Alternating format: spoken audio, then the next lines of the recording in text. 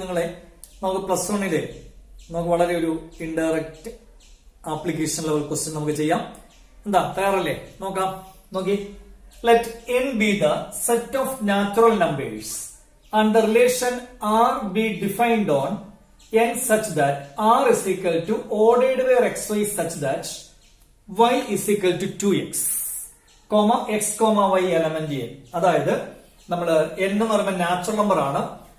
Relation തന്നിട്ടുണ്ട് r is equal to ordered where xy such that y is equal to 2x. y coordinate എന്ന് പറയുമ്പോൾ x കോർഡിനേറ്റിന്റെ ഇരട്ടി ആയിരിക്കണം.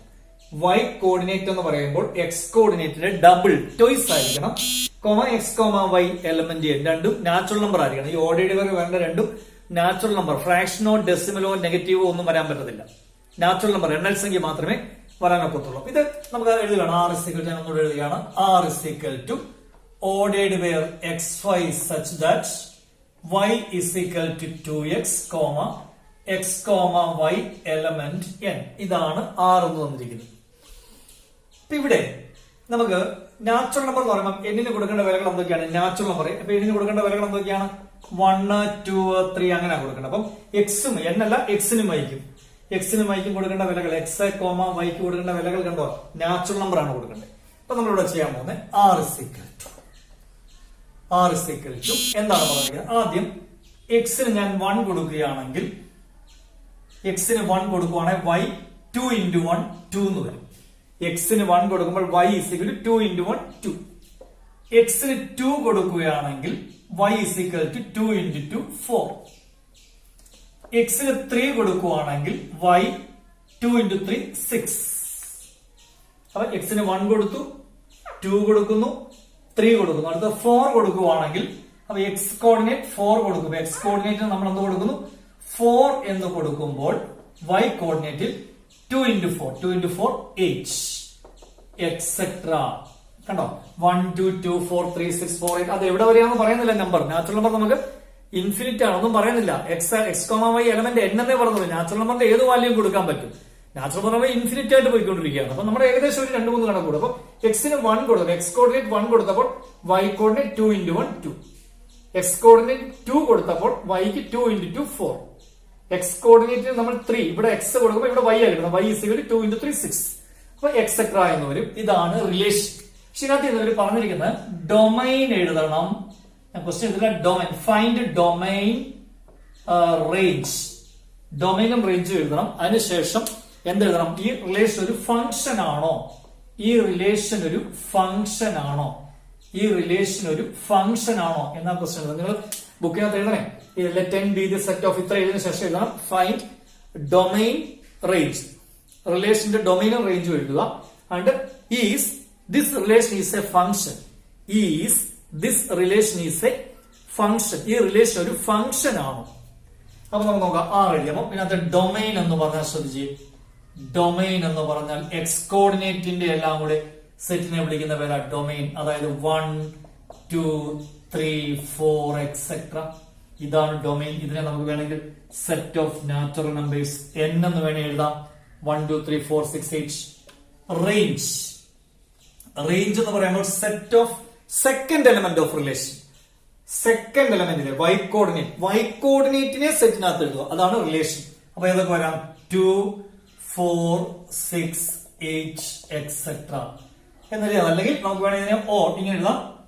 Set of even natural numbers.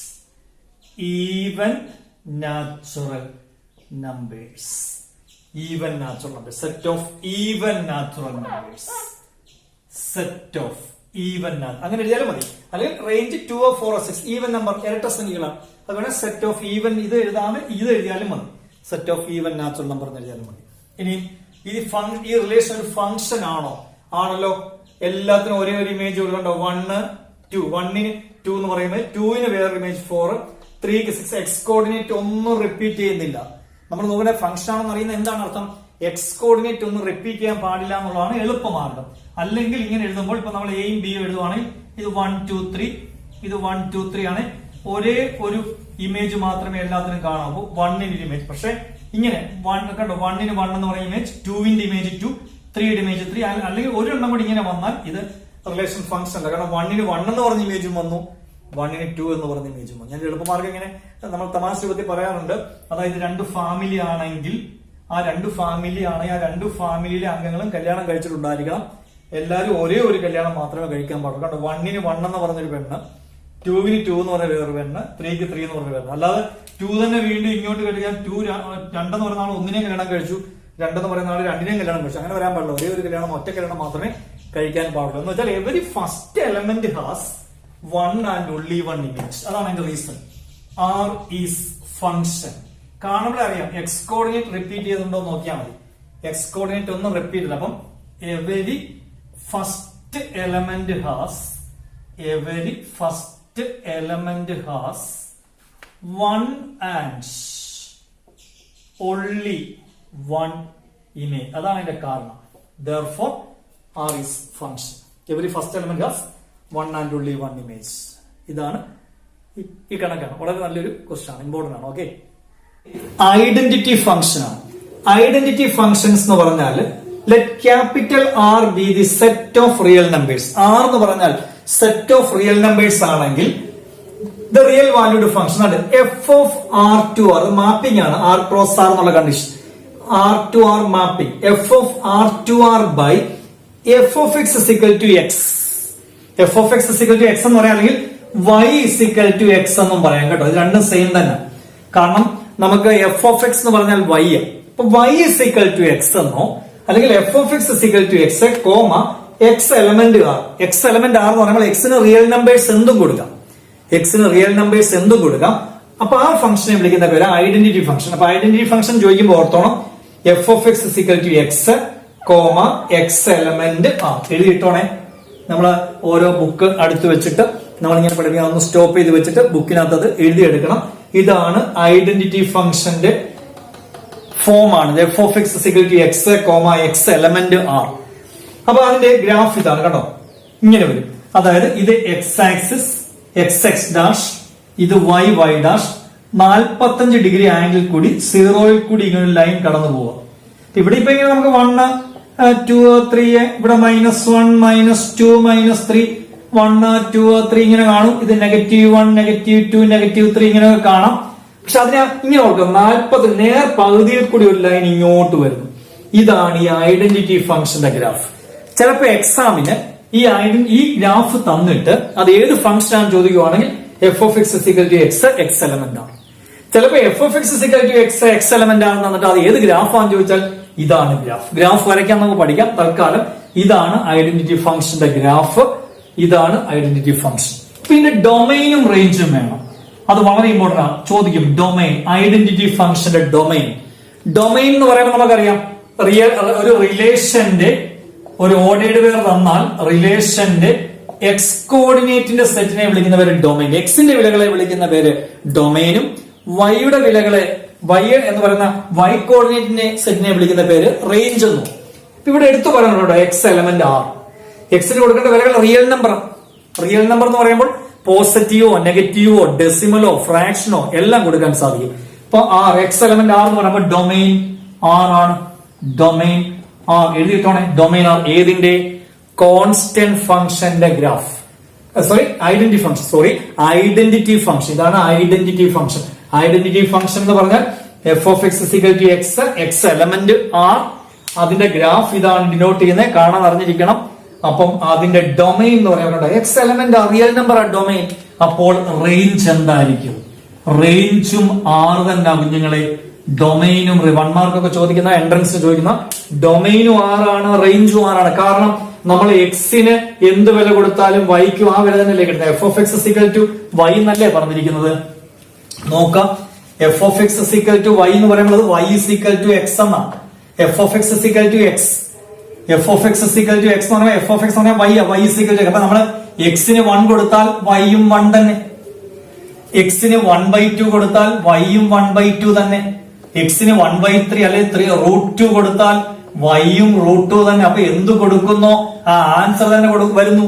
അപ്പൊ എക്സിന്റെ വിലകളാണ്. Domain real number ആണെങ്കിൽ റേഞ്ചും real number തന്നെയാണ്. കാരണം വൈ ഇസിക്കൽ ടു എക്സ് എന്ന എക്സിന് എന്ത് വില കൊടുത്താലും വൈക്കും അത് തന്നെ. എക്സിന് 1 കൊടുത്താൽ വൈ 1, എക്സിന് 2 കൊടുത്താൽ വൈ 2, എക്സിന് 3 കൊടുത്താൽ വൈ 3 തുല്യമല്ലേ. അപ്പൊ റിയൽ നമ്പർ കൊടുക്കുമ്പോൾ റിയൽ നമ്പർ തന്നെ കിട്ടുന്നു. അപ്പൊ ഡൊമൈനും 6 റേഞ്ചുമാണ്. ശരിക്കും പഠിച്ചോണം. എന്നെ പ്രിന്റ് ചെയ്യാൻ തരാം. ഇനി കോൺസ്റ്റന്റ് ഫംഗ്ഷൻ. കോൺസ്റ്റന്റ് ഫംഗ്ഷൻ എന്ന് പറയുമ്പോൾ ശ്രദ്ധിക്കുക. The function f of R2 are defined by f of x is equal to c, x element ആണ്. x ന് കൊടുക്കേണ്ട റിയൽ നമ്പർ ആണ്. is called constant. പക്ഷെ c is constant. c is constant ആണ്. c is constant ആണ്. c constant ആണ്. അതായത് f of x is equal to 1, f of x is equal to 2, f of x is equal to 5, അല്ലെ f of x is equal to -3. അങ്ങനെ variable വരത്തില്ല. ഇവിടെ variable ആണ്. f of x എന്നാണ് identity function. പക്ഷെ constant function എന്ന് പറയുമ്പോൾ F of X equal to C എന്നോ F of X equal to A എന്നോ F of X equal to P എന്നോ അല്ലെ എക്സ് ഇല്ലാത്തൊരു ടൈം ഇവിടെ കോൺസ്റ്റന്റ് ആയിട്ട് വരും. അതാണ് the function F of R2 R defined by F of X equal to C, X element R where C is constant is called എന്താണ് constant function. അതിനെ വിളിക്കുന്ന പേരാണ് കോൺസ്റ്റന്റ് ഫംഗ്ഷൻ. കോൺസ്റ്റന്റ് ഫംഗ്ഷന്റെ ഗ്രാഫ് കണ്ടിതാവുന്നത്.